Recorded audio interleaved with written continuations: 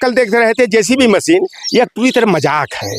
आप बताओ कि मड़हा के ऊपर, झोपड़ी के ऊपर, सेट के ऊपर, टाटी के ऊपर बुलडोजर चला जा रहा था। यह प्रशासन कह रहा है कि वह अवैध कब्जा था, तो देवी शंकर की मौत से पहले वह अवैध क्यों नहीं दिखा?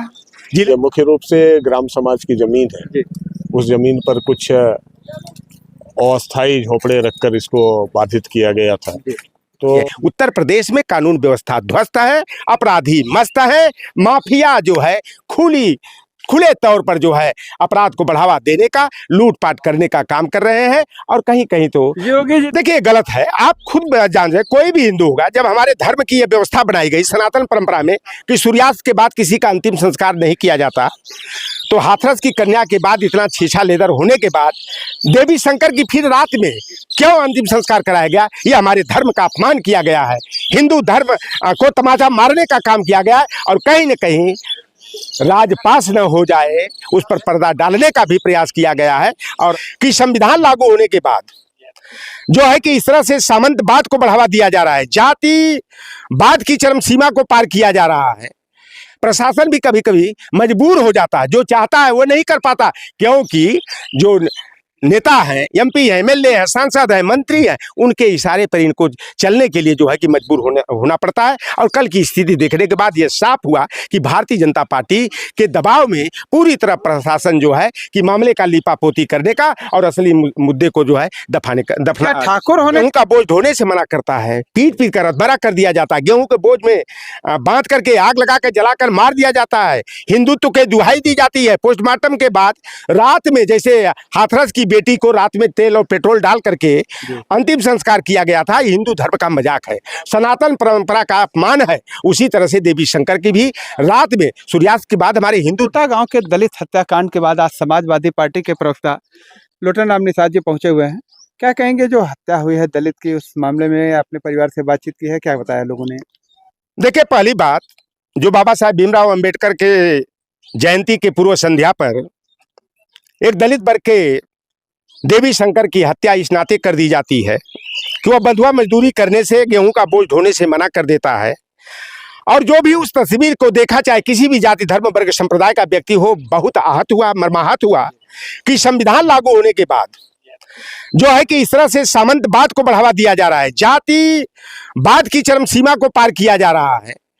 कि आप बताओ कि गेहूं का बोझ ढोने से मना करता है, पीट कर अधमरा कर दिया जाता है, गेहूं के बोझ में बांध करके आग लगा कर जलाकर मार दिया जाता है, हिंदुत्व के दुहाई दी जाती है। पोस्टमार्टम के बाद रात में जैसे हाथरस की बेटी को रात में तेल और पेट्रोल डाल करके अंतिम संस्कार किया गया था, हिंदू धर्म का मजाक है, सनातन परंपरा का अपमान है। उसी तरह से देवी शंकर की भी रात में सूर्यास्त के बाद हमारे हिंदू धर्म की मैथोलॉजी के अनुसार अंतिम संस्कार नहीं होता है। और पूरी तरह से अपराधियों को बचाने का भी षड्यंत्र किया जा रहा है। जिस तरह से कल एक दो मीडिया का खबर पढ़ा तो मैं हतप्रभ रह गया कि जो मजदूरी करने वाला व्यक्ति है और उसकी सामंतवादियों के द्वारा बंधुआ मजदूरी न करने के कारण जो है हत्या कर दी जाती है और उसको प्रेम की पटकथा जोड़ दिया जाता है। यह जो है असल मुद्दे से ध्यान हटाने का, असली अपराधियों को बचाने का और निर्दोषों को जो है इस जाल में फांसने का प्रयास किया जा रहा है। लेकिन समाजवादी पार्टी जो है देवी शंकर के परिवार के न्याय की लड़ाई लड़ेगी।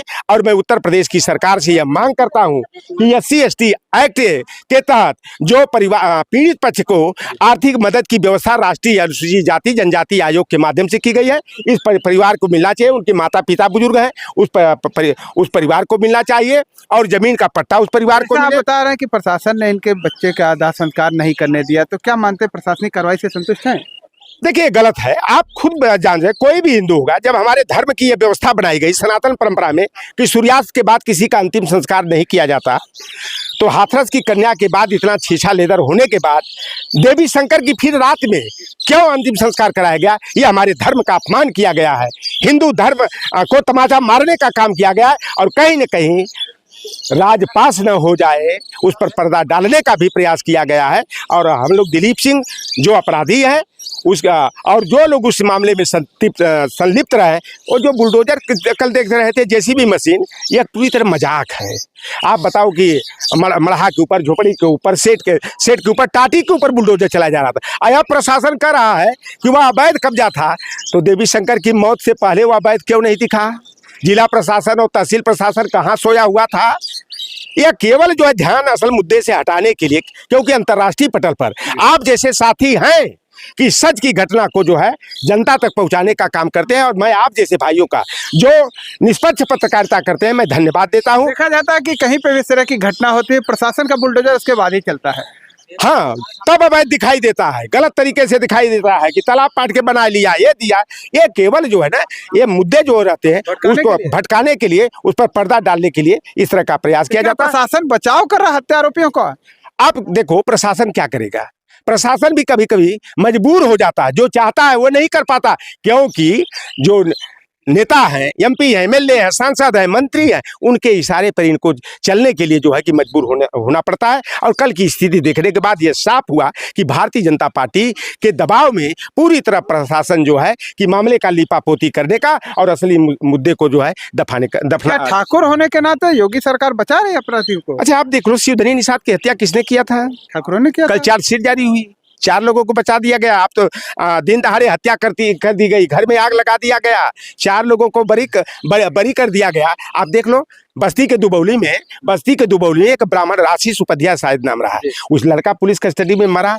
किस पुलिस की कस्टडी में मरा, उसका उपनाम क्या था, जरा जाके आप पता कर लो। रायबरेली में ब्राह्मण के लड़के को निर्ममता पूर्वक नृशंस हत्या कर दी गई। आप जाके पता लगाओ कौन हत्या करने वाला है। आप चले जाओ, अभी कासगंज में 8 लोगों ने, अखिलेश प्रताप सिंह शेर, हम तो कहते हैं गीदड़ ऐसे लोग होते हैं कि एक बेटी को जो है 8 लोग सामूहिक बलात्कार का शिकार चौथा दिन बनाने का काम किया है। उत्तर प्रदेश में कानून व्यवस्था ध्वस्त है, अपराधी मस्त है, माफिया जो है खुले तौर पर जो है अपराध को बढ़ावा देने का, लूटपाट करने का काम कर रहे हैं। और कहीं कहीं तो योगी जी तो कहते हैं लाइन ऑर्डर पूरा मेंटेन है, अपराधी जेल में है। देखो, जुबनिया से जब कहना है कानून व्यवस्था को चुस्त दुरुस्त करना है, तो आप लोग तो देख ही रहे हो ना कि कानून व्यवस्था चुस्त दुरुस्त रहता तो आए दिन हमारी बहन बेटियों की आबरू लूट ली जाती है, हमारे लोगों की हत्या कर दी जाती है, किसी की हत्या की जाती है, उसे आत्महत्या में तब्दील दिया जाता है। पूजा चौहान वाला घटना देख लीजिए, लड़की का हाथ पीछे से बंधा है, पेड़ में दुपट्टा से लटकी है, तो भैया आत्महत्या, हथवा जब दोनों बांध ली तो पेड़ पर कैसे चढ़ गई, दुपट्टा गले में बांध कर कैसे आत्महत्या कर ली। नीतीश मौर्य की यही शिवपुर विधानसभा बनारस का है। आप बताइए कि कोई अगर आत्महत्या करना चाहता है तो पहले अपना पैर काटेगा, फिर हाथ काटेगा, फिर गला काटेगा, फिर आग लगा के जल के मरेगा। ये देखो, पूरी तरह से अपराधियों को बचाने के लिए जो भारतीय जनता पार्टी में संलिप्त है, भारतीय जनता पार्टी से जुड़ाव है, और जो गर्व महसूस करते हैं कि मैं क्षत्रिय कुल में पैदा हुआ हूं, अगर उनके जाति बिरादरी के हैं तो उनको बचाने के लिए तरह तरह के देवी शंकर के परिवार का समाजवादी पार्टी किस तरह से मदद। देखिए, मैं तो रिपोर्टिंग करता हूं, मैं जहां जाता हूं, शिवधनी निषाद वाले मामले में देखे होंगे, मैं गया और मैंने कहा उस परिवार की मदद हुई। धर्मात्मा निषाद का मामला हुआ हो, चाहे कहीं पाल का मामला हो, कुशवाहा का मामला हो, चाहे निशा मौर्य का मामला हो, किसी के साथ, चाहे अमन गौतम का मामला हो, हम लोगों ने संज्ञान में लाया। अमन गौतम जाटव चमार बिरादरी के थे, 2 लाख उनको भी दिया गया। अब इस परिवार को भी मैं तो चाहूंगा 2 लाख दे देने से इनका बच्चा वापस आ जाएगा। समाजवादी पार्टी बस इतनी मदद करेगा, 2 लाख रुपए। मैं 8 साल से सरकार से बाहर हूँ, आप लोग देख ही रहे हैं, और कितना हमारे लोगों की कमर तोड़ने का काम किया जा रहा है, जाति देख करके कि हमारे लोगों का पता लगा हमारे अधिष्ठान प्रतिष्ठान है, बुलडोजर चल गया, हमारी तो आर्थिक कमर टूट गई। समाजवादी पार्टी पीडीए का नारा दे रही है और दलित के घर पे घटना होती है, घटना अंतर्राष्ट्रीय पटल पे चल रही है, और अखिलेश जी अभी तक आए नहीं। देखिए, आए दिन घटना हो रही है, कहीं ब्राह्मण मारा जा रहा है, कहीं राजभर मारा जा रहा है, कहीं निषाद मारा जा रहा है, कहीं यादव मारा जा रहा है, कहीं चमार मारा जा रहा है, पासी की हत्या हो रही है, पाल गडेरिया धनगर राजभर लोधी की हो रही। तो अखिलेश यादव जी बताइए, इतनी बड़ी जिम्मेदारी हर जगह क्या पहुंचना उनका? यादव के घर पे पहुंचते हैं, दलित के घर पे नहीं पहुंचते हैं। पीडीए का नारा सिर्फ किस लिए दिया जा रहा है? आप एक छुपा गए, उनकी रिश्तेदारी में, उनके घर में अगर मौत हुई और इटावा सैफई चले गए तो आप लोग अखिलेश यादव को जाति के दायरे में बांध दिया। नहीं, कहें आखिर दलित के घर पे हत्या होती है तो दलित के घर पे नहीं जाना चाहिए? इतनी बड़ी घटना हुई है, आप खुद बता रहे हैं कि अंतर्राष्ट्रीय पटल पे चल रहा है, और इस परिवार को न्याय दिलाने के लिए अखिलेश को आना चाहिए, यहाँ पे सहयोग करना चाहिए। पिछले 3 दिनों से इनके घर पे अभी तक चूल्हा नहीं जला हुआ है, लोग बता रहे हैं, और खाना तक नहीं खाए हुए हैं। देख, ऐसा है कि जहाँ भी होता है, कानपुर में आप देखे होंगे गुप्ता परिवार की हत्या हुई तो वहाँ भी पहुँचे, कहीं पाल की भी हत्या हुई तो वहाँ भी पहुँचे। तो ऐसा नहीं है, समय को आप देख सकते हैं, मजबूरियाँ होती है, सबकी जिम्मेदारियाँ होती है। और हम भी आप देखते हैं कि मैं उन्हीं का सिपाही हूँ ना, हमारा उनसे अगर आत्मीय लगाव नहीं रहता तो लोटाराम को महाराजगंज जाने की जरूरत क्या, गोरखपुर जाने की जरूरत का हमारे पास पेट तो पेट से क्या यहाँ पे पैसा आपको अखिलेश यादव भेजे हैं ऐसा है? मैं बिल्कुल उनका जब घर से निकल चुका, मेरा कल जौनपुर के बदलापुर विधानसभा में कार्यक्रम था और मुझे घटनाक्रम से मालूम हुई तो मेरी जिम्मेदारी, अरे मैं भी तो जिम्मेदारी, अखिलेश यादव हर चीज थोड़े भेजे हैं कि नहीं, सिर्फ इतना बताइए। हमारा प्रतिनिधि मंडल आएगा तो खाली हाथ नहीं आएगा। जैसे कांग्रेस पार्टी वाले कल यहाँ आए थे ना, खाली खाली चले गए, प्रदेश के अध्यक्ष आए, यहाँ के सांसद आए, तो इस तरह हमारी समाजवादी पार्टी नहीं आती है। रिपोर्टिंग हम लोग करते हैं, जैसे जाते हैं